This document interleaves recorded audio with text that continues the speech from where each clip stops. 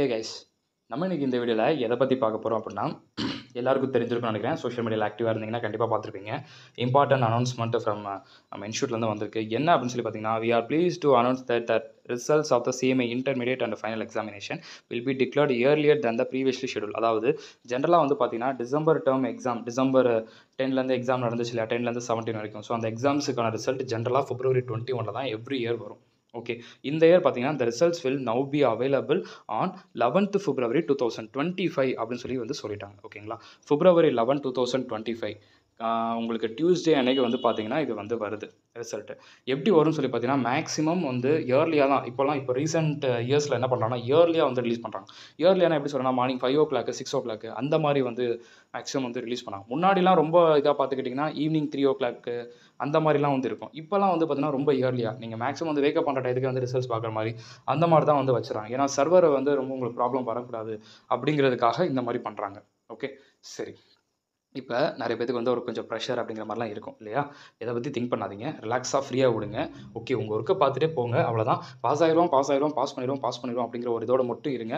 Pass பண்ணிடுவோங்கிற தாண்டி cleared, அதாவது என்ன சொல்கிறதுனா, உங்களோட ப்ரேயர்ஸ் நீங்கள் வச்சுக்கிறீங்க அப்படின்னா கிளியர் CMA ஃபைனல் அப்படின்னு வரணுங்கிறது மட்டும் வச்சுக்கோங்க. கம்ப்ளீட்டட்னு வரணும்னு வச்சுக்கோங்க. ஏன்னா பாஸ் பண்ணுறதுங்கிறது வந்து எல்லோரும் பாஸ் பண்ணுறது 190 எடுத்தாலும் பாஸ் தான். பட் ஓவராலாக கிளியர் ஆகலைங்கிறது இருக்குல்ல, நல்லா பாஸ் பண்ணுறோம் அப்படிங்கிறத திங்க் பண்ணுறதை தாண்டி ரிசல்ட்ஸ் பார்க்குற அன்றைக்கி எனக்கு இப்படி இருக்கணும் அப்படிங்கிறத ப்ரே பண்ணிக்கோங்க. Okay, think positive. இதை பற்றி ரொம்ப இது பண்ணிக்காதீங்க. February 21 போது கொஞ்சம் ரிலாக்ஸ் வந்துருக்கும். அப்பாடா பொறுமை இன்னும் கொஞ்சம் நாள் இருக்கே அப்படிங்கிற மாதிரி இருந்திருக்கும். 16 days இருக்குது அப்படிங்கிற மாதிரி இருந்திருக்கும். இப்போ பார்த்தீங்கன்னா உங்களுக்கு டக்குன்னு வந்து பார்த்தீங்கன்னா ஒரு 6 days அப்படிங்கிற மாதிரி உங்களுக்கு வந்துடுது. அதனால் வந்து கொஞ்சம் என்ன சொல்கிறது, ஒரு மாதிரி பதட்டமாக இருக்கும், பயமாக இருக்கிற மாதிரி இருக்கும். இதெல்லாம் ஒன்றும் நீங்கள் பண்ண வேண்டாம், ஒரி பண்ணிக்காதீங்க, ரிலாக்ஸாக இருங்க. யாரும் எதுவும் சொல்ல போகிறது கிடையாது. ஓகே, கொஞ்சம் அப்படி தான் இருக்கும், பதட்டமாக தான் இருக்கும். சரிங்களா, எது வந்தாலும் அக்செப்ட் பண்ணிக்கலாம் அப்படின்னு சொல்லிட்டு ரிலாக்ஸாக இருங்க. இருக்கிற டேஸாக சந்தோஷமாக இருப்போம், அவ்வளோதான். நம்ம நார்மல் ஒர்க்கு நம்ம பார்த்துட்டு போனோம்னா அதை பற்றிலாம் திங்க் பண்ணுறது அப்படிங்கிறது வந்து நம்ம அது ஒரு டக்குன்னு அந்த ஒரு 1 fraction of second அப்படிங்கிற மாதிரி இருக்கும். டக்குன்னு பார்த்தோன்னா அவ்வளோதான். அது ஒரு 1 day ஒரு 2 days ஒரு எஃபெக்ட் இருக்கும் நமக்கு, அவ்வளோதான். நல்லா பெருசாக ஒரி பண்ணாமல் அப்படியே இருங்க. இன்னொன்று நான் சொல்லிடுறேன், இது நிறைய பேர் ஆல்ரெடி என்கிட்ட வந்து கேட்டது இந்த ஒன்று. இப்போது நல்லா ஞாபகம் வச்சுக்கோங்க, June 11 எக்ஸாம் இப்போ வரைக்கும் அதுதான் இருக்குது. ஷெடியூல் மாறுதா என்னங்கிறது தெரியல. இப்போ வரைக்கும் June 11 எக்ஸாம், June 11, 2025 எக்ஸாம் இப்போ வரைக்கும் அஸ் பர் ஷெடியூலுங்கிற மாதிரி தான் இருக்குது. இப்போ என்னன்னா February 10 வரைக்கும் பார்த்தீங்கன்னா அட்மிஷன் ப்ராசஸ் இருக்குது. February 10, note that point, February 10 வரைக்கும் அட்மிஷன். அதாவது CMA இன்டரோ ஃபைனலோ வந்து பார்த்தீங்கன்னா அந்த நீங்கள் ஃபுல் பேமெண்ட் பண்ணுவீங்களா, அட்மிஷன் போடுவீங்களா 23,100 கொடுத்து, அந்த அட்மிஷன் ப்ராசஸ் போயிட்டுருக்கு. அப்போ June 11 எக்ஸாம் ரைட் பண்ணணும்னா February 11 வரைக்கும் February 10 வரைக்கும் என்ன பண்ணியிருக்காங்க, அட்மிஷன் போட்டுக்கலான் இருக்காங்க. சரிங்களா, எக்ஸாம் ஃபீஸு இனிமேல் வரும். எக்ஸாம் ஃபீஸ் வந்து பார்த்தீங்கன்னா உங்களுக்கு மார்ச் மிட்டில் பார்த்தீங்கன்னா அது ரிலீஸ் பண்ணுவாங்க. எக்ஸாம் அப்ளிகேஷன் ஃபார்ம் வந்து ரிலீஸ் பண்ணிவிட்டோம், நீங்கள் பே பண்ணுங்கள் அப்படின்னு அந்த டைமில் சொல்லுவாங்க. இப்போ நான் சொல்கிறது வந்து February 10 வரைக்கும் அட்மிஷன் இருக்குது. அட்மிஷன்னா நீங்கள் வந்து நான் ஃபஸ்ட்டு போட்டிங்களா 25,000 23 அதெல்லாம் பே பண்ணுறீங்களா, அதை வந்து அட்மிஷன் சொல்லி நம்ம சொல்கிறோம். சரிங்களா, அதை நல்லா ஞாபகம் வச்சுக்கோங்க. இப்போ என்னென்னா எல்லாரோட டவுட் என்னென்னா, ஒரு நாள் இப்போது ரிசல்ட், அதுக்கு மறுநாள் ரிசல்ட் வருது. February 10 அட்மிஷன் லாஸ்ட் டேட்னு சொல்லியிருக்காங்க. February 11 வந்து பார்த்தீங்கன்னா ரிசல்ட் வந்து இப்போ நமக்கு வருது. அதனால் இப்போ நல்லா வச்சுக்கோங்கப்பா, இப்போ அட்மிஷன் டேட்டை ஃபர்தராக வந்து எக்ஸ்டெண்ட் பண்ணுறதுக்கு சான்ஸ் இருக்கா அப்படிங்கிறது ஸ்டூடெண்ட்ஸோட டவுட்டு. நல்லா வச்சுக்கோங்க, நான் இப்போ சொல்கிறத நல்லா கேட்டுக்கோங்க. அதாவது இன்ஸ்டியூட் வந்து மேபி உங்களுக்கான சான்சஸ் மேபி கொடுக்கலாம். ஓகே, இது வந்து அஃபிஷியல் இன்ஃபர்மேஷனாக வரலப்பா. இந்த இன்ஃபர்மேஷன் அஃபிஷியல். இப்போ நான் சொல்ல போகிற பாயிண்ட் வந்து இன்னும் அஃபிஷியலாக வரல. மேபி அப்கமிங்கில் நமக்கு நடக்கிறத வச்சு நம்ம பார்த்துக்கணும். February 10 வரைக்கும் இப்போ வரைக்கும் என்ன சொல்லியிருக்காங்க, அட்மிஷன் போட்டுக்கலாம் அப்படின்னு சொல்லியிருக்காங்க. June 11 எக்ஸாம் நடக்குது அப்படிங்கிற மாதிரி சொல்லியிருக்காங்க. இப்போ ஃபர்தராக வந்து பார்த்தீங்கன்னா மேபி இது நடக்கலாம், நடக்காமலும் போகலாம்னு சொல்கிறேன். என்னது, February 11 ரிசல்ட் வருதா, இன்னும் ஒரு 10 days மேபி ஒரு 10 days எக்ஸ்டெண்ட். ஓகே, ஒரு எக்ஸாம்பிள் சொல்கிறேன். மேபி ஒரு 10 days ஒரு எக்ஸ்டெண்ட் பண்ணிவிட்டு அட்மிஷன் யாரும் போடணும்னா வந்து நீங்கள் போட்டுக்கோங்க. இப்போ ஃபார் எக்ஸாம்பிள் இன்டர் ரிசல்ட்ஸ் வந்துருச்சு, இன்னொரு 10 days உங்களுக்கு வந்து நாங்கள் அட்மிஷன் எக்ஸ்டெண்ட் பண்ணியிருக்கோம், யாரும் வந்து அப்ளை பண்ணால் அப்ளை பண்ணிக்கோங்க அப்படின்னு சொல்லி மேபி சொல்லலாம். ஓகே, அப்போ அது வந்து சிலருக்கு பெனிஃபிட் தானே. இப்போ இன்டர் வந்து பார்த்தீங்கன்னா சிலர் வந்து இப்போ February 11 கிளியர் ஆகிட்டாங்க அப்படின்னா ஒரு 10 days அட்மிஷன் பண்ணிக்கலாம் அப்படின்னு எக்ஸ்டெண்ட் பண்ணிட்டாங்கன்னு வச்சுக்கோங்களேன். அந்த பசங்க ஜூனில் வந்து என்ன பண்ணிடலாம், ஃபைனல் எக்ஸாம் எழுதலாம். கரெக்டாக அந்த மாதிரி பண்ண முடியும். அந்த பெனிஃபிட்ஸ் அவங்களுக்கு இருக்குது. கரெக்டாக இந்த ஆப்ஷன் மேபி நடக்கலாம், நடக்காமலும் போகலாம். ஓகே, இப்போ ரிசல்ட் வந்து ஷேராக February 11 வரப்போகுது.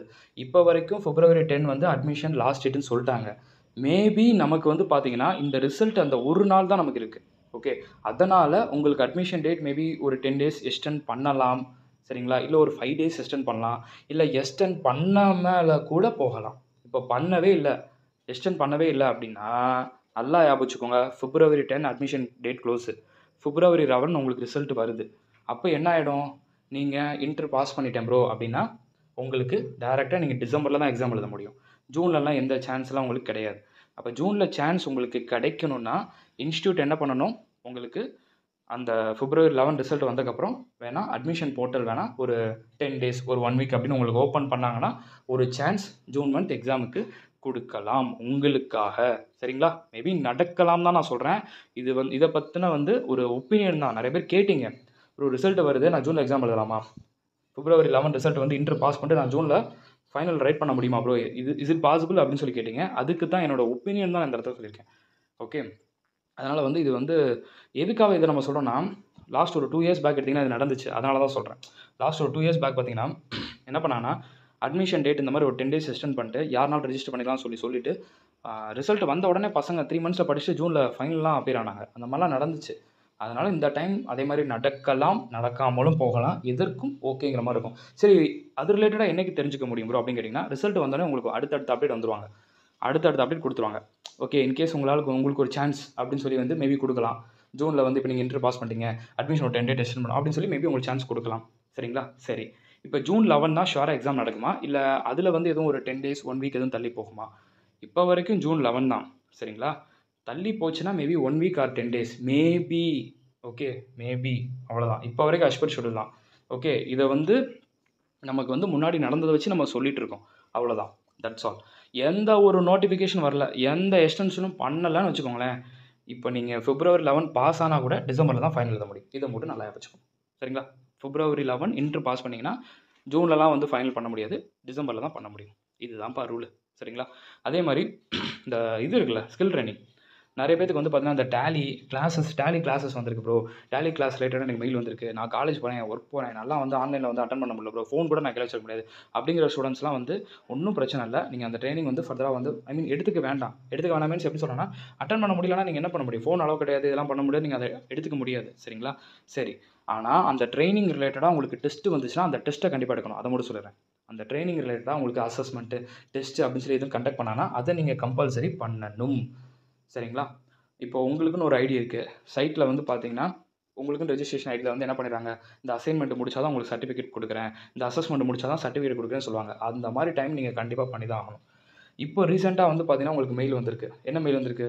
எக்ஸசைஸ் சம்ஸ் வந்திருக்கு. டேலி சம் வந்திருக்குன்னு நினைக்கிறேன். ஐ திங்க் நிறைய பேர் சொல்லிட்டு இருந்தாங்க. ஓகே, அதை நம்ம அட்டன் பண்ணுமா வேண்டாமான்னு சொல்லிட்டு நிறைய பேருக்கு டவுட்டு. எனக்கு தெரிஞ்ச வரைக்கும் சொல்கிறேன், மெயிலில் ஒரு சம் உங்களுக்கு சென்ட் பண்ணுறாங்கன்னா அது கம்பல்சரியானதாக இருக்காது. மேபி உங்களோட ப்ராக்டிஸ்க்கானதாக வேணால் இருக்கலாம். ஓகேங்களா? ட்ரைனிங் டெய்லி ரெகுலராக அட்டன் பண்ண முடிஞ்சவங்க பண்ணுங்கள். அதை மீறி ரிஸ்க் எடுத்து பண்ணாதீங்க. ஏன்னா ஃபோன் அலோட் கிடையாது, இந்த மாதிரிலாம் இருக்கும்போது அதை எடுத்து நீங்கள் பண்ண முடியாது. சரிங்களா? பட் அதுலேருந்து டெஸ்ட்டு கண்டக்ட் பண்ணால் டெஸ்ட்டு கண்டிப்பாக பண்ணி தான் ஆகணும். ஓகே, அதை நல்லா வச்சுக்கோங்க. இப்போ மெயில் வந்ததை நான் ஃபர்தராக ப்ரொசீட் பண்ணவா வேணாம் அப்புறம் கேட்டிங்கன்னா, எனக்கு தெரிஞ்ச வரைக்கும் அது ஜஸ்ட் ஒன் சம்மாக தான் சென்ட் பண்ணியிருக்காங்க. இது எல்லாரும் எப்படி நீங்கள் ஆன்சர்ஸ் பண்ணியிருக்கும்போது நீங்கள் ஆன்சர் பண்ணிங்களா பண்ணலாங்கிறத அவங்க வெரிஃபிகேஷன் பண்ண மாட்டாங்க. கரெக்டாக? சைட்டில் அப்லோட் பண்ணுறாங்க அப்படின்னா அது வேறு. உங்கள் கூகுளில் அவங்க ஜிமெயில் ஐடிலேருந்து போயிடும். இது அந்தளவு பார்க்க முடியுங்கிறது சொல்ல முடியாது. இது ஜஸ்ட் ஒரு ஹோம்ஒர்க் மாதிரி தான் எனக்கு தெரிஞ்ச வரைக்கும் இருக்க மாதிரி இருக்குது. ஸோ அதனால் ட்ரை பண்ணணும்னு நினச்சிங்கன்னா ட்ரை பண்ணுங்கள். பட் எனக்கு தெரிஞ்ச வரைக்கும் அது கம்பல்சரிங்கிற மாதிரி தெரியல.